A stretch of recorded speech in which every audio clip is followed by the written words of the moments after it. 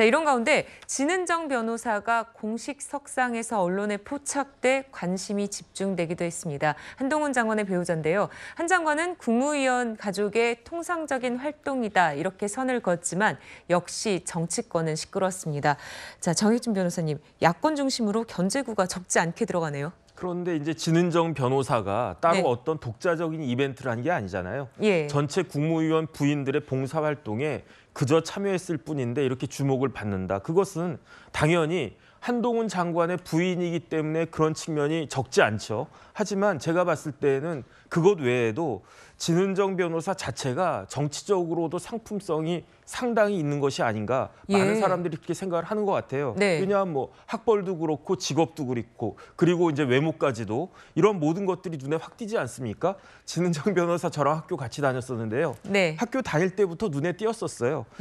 뭐 그러니까 이제 진은정 변호사 한동훈 장관의 부인이 한동훈의 정치적 생명에 더 플러스가 되면 됐지 마이너스가 될 가능성은 거의 없어 보인다라고 많은 사람들이 생각을 한 거고 그렇기 때문에 그냥 넘어갈 수 있는 거를 야권에서 뭐 박지원 원장부터 해가지고 막 이렇게 이야기하는 것 자체가 야권 입장에서는 견제할 수밖에 없는 그런 불가피한 측면이 있다라고 하는 것을 오히려 반증하는 것이 아닌가 저는 그런 생각이 듭니다.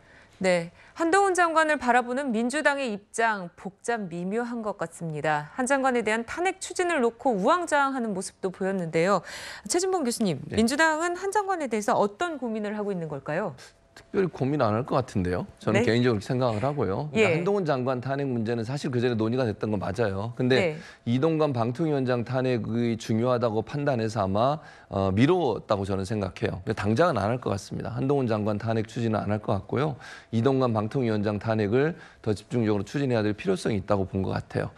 한동훈 장관은 민주당의 관점에서 보면 이게 보수 진영에서는 정말 열렬한 환호를 받으시는 분 맞아요. 그리고 결집력도 있고요. 대구나 이제 TK 지역이나 PK 지역에서는 어느 정도 인기가 있다고 저는 보는데 그럼 과연 민주당 판단을 중도 진영까지도 아우를 수 있느냐 하는 부분은 의문점이 있다고 저는 생각해요.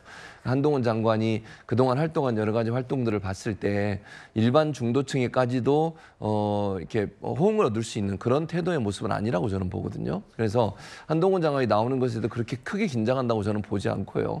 다만 이제 보수 내에서 결집은 잘 이루어낼 수 있다고 생각해요. 한동훈 장관이 출마를 하게 되면. 그래서 보수가 흩어져 있는 부분이 일정 부분 흔들리는 보수 입장에서는 일정 부분 한동훈 장관을 중심으로 모일 수 있고 왜냐하면 한동훈 장관이 지금 대선 후보로까지도 이제 거론이 되고 있잖아요. 왜냐하면 이제 선거에서는 대선 후보급 인사가 있나 없냐가 정당에서는 대단히 중요하다고 판단이 될 수 있거든요. 그래서 그런 부분들이 또 결집을 이뤄냈을 때 하나의 기회가 될 수 있기 때문에 그런 점에서는 이제 보수의 결집을 이루는 데는 의미가 있다고 보지만 중도까지 확장에는 어느 정도 한계가 있다 이렇게 판단하고 있다고 생각합니다. 네. 또 한 장관을 향한 이런 비난의 목소리도 있었는데요. 한번 들어보시죠. 이런 건방진 놈이 어디가 있습니까? 이 어린 놈이 와가지고 국회에 와서 이 300명 지보다 인생 선배일 뿐만 아니라 한참 검찰 선배놈들을 조롱하고 능멸하고 이런 놈을 그대로 놔둬야 되겠습니까? 이게 내가 이 물병이 있으면 물병으로 머리를 던져버리고 싶은데 말이에요. 네, 박상규 의원님. 네.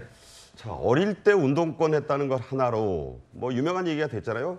대한민국의 시민들이 왜 도덕적으로 군림한다. 저게 이제 운동권 586, 이제 686들이 되고 있는데 도덕적으로 군림했다.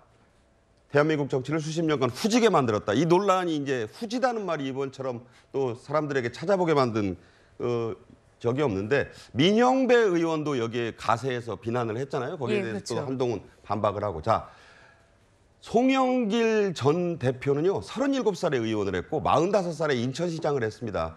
지금 73년생, 1973년생인 한동훈 법무장관이 50살이에요. 그러니까 본인이 인천시장 할 때보다 5살이나 많습니다. 우리가 자꾸 나이 얘기하면 안 되지만 저런 식으로 61년생과 62년생 686들이 공격을 하니 오히려 점잖게 응대를 하는 것이 된 한동훈 장관의 주가가 올라가는 것 같아요. 그러니까 이게 뭐냐면 어린 놈이라는 표현을 이 젊은 세대들이 제일 싫어하지 않습니까? 너 나이 몇이야. 그러니까 이게 욕설을 한다는 거는 본인이 졌다는 걸 인정하는 거거든요. 어떤 경우에든지 욕을 하면 안 됩니다. 그런데 이제 욕설을 하고 또 거기에 사지선다형 문제까지 민영배 의원 내가지고 괄호 안에 들어갈 말을 골라보세요.